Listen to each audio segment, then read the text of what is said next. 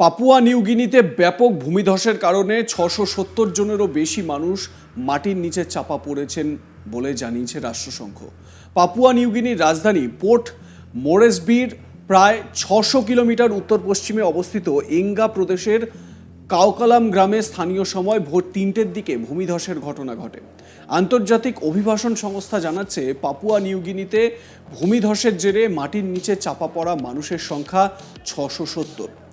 রাষ্ট্রসংঘের অভিবাসন সংস্থার প্রধান সেরহান আক্তোপ্রাক বলেন, শুক্রবারের ভূমিধসে ১৫০টিরও বেশি ঘরবাড়ি ভেঙে পড়েছে ইয়াম্বলি গ্রাম এবং এঙ্গা প্রভিন্সে।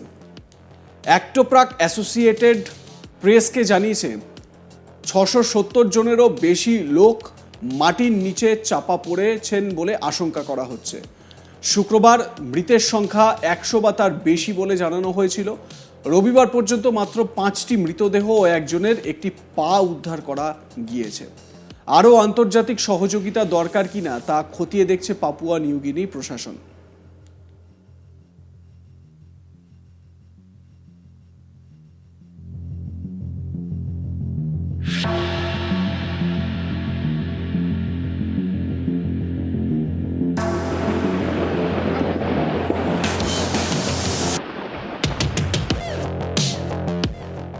পুরী থেকে ২৬ ফুট নিচে চাপা পড়া কেউ বেঁচে নেই বলে মত উদ্ধারকারীদের। তবে উদ্ধারকারী দলের প্রতি পদে পদে বাধার সম্মুখীন হতে হচ্ছে।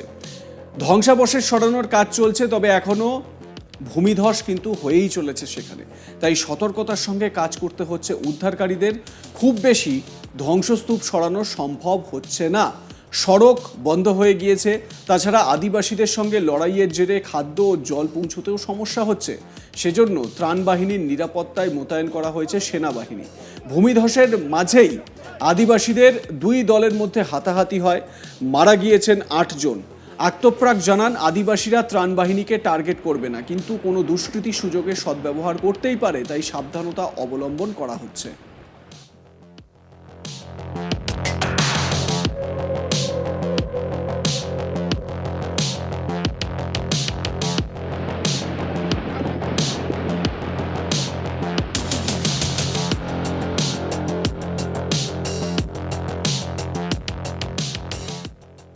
পাপুয়া নিউগিনি একেবারে আইল্যান্ড, এবং সেখানে কিভাবে ভূমিধস হচ্ছে এই ছবিগুলোতে আপনারা সেটা স্পষ্ট দেখতে পাচ্ছেন।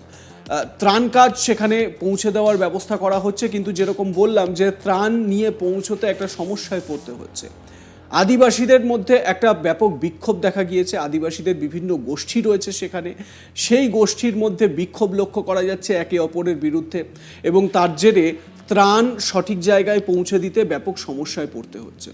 রাষ্ট্রসংঘের তরফ থেকে যেটা আশঙ্কা করা হচ্ছে যে আদিবাসী মানুষ যারা সেখানে রয়েছেন তারা সার্বিকভাবে তারা খুব একটা সমস্যা কিন্তু ত্রাণ বাহিনীকে করবেন না, কিন্তু সেখানে যে জঙ্গি গোষ্ঠী বা সেখানে যে বলা যেতে পারে দুষ্কৃতীদের যে গোষ্ঠী রয়েছে, যারা ওই এলাকায় ডাকাতি রাহাজানি এ সমস্ত করে বেড়ায়, তাদের মধ্যে কিন্তু একটা সমস্যা তৈরি হলেও হতে পারে। কিন্তু তারা ত্রাণ বাহিনীকে তারা আটকাতে পারেন, তাদেরকে কিডন্যাপ করতে পারেন, পণবন্দি করতে পারে, এই ধরনের একটা আশঙ্কা তৈরি হয়েছে। এবং সেই আশঙ্কা থেকেই ত্রাণ বাহিনীর নিরাপত্তার জন্য সেনাবাহিনীকে মোতায়েন করা হয়েছে, ব্যাপক সেনা মোতায়েন করা হয়েছে, যাতে তারা নিজেদের কাজ সঠিকভাবে করে যেতে পারেন।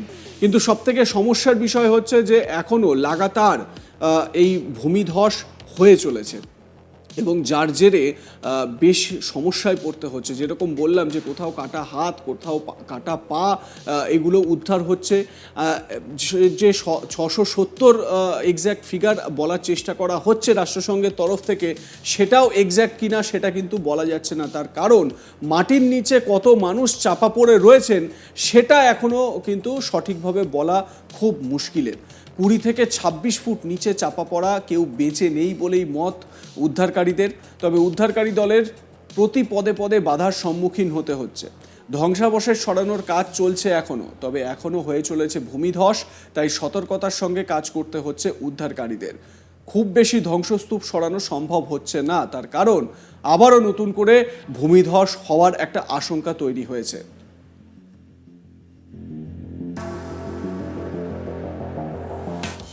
আপনারা দেখতে থাকুন আজ তাক বাংলা, লাইক কমেন্ট শেয়ার করতে ভুলবেন না।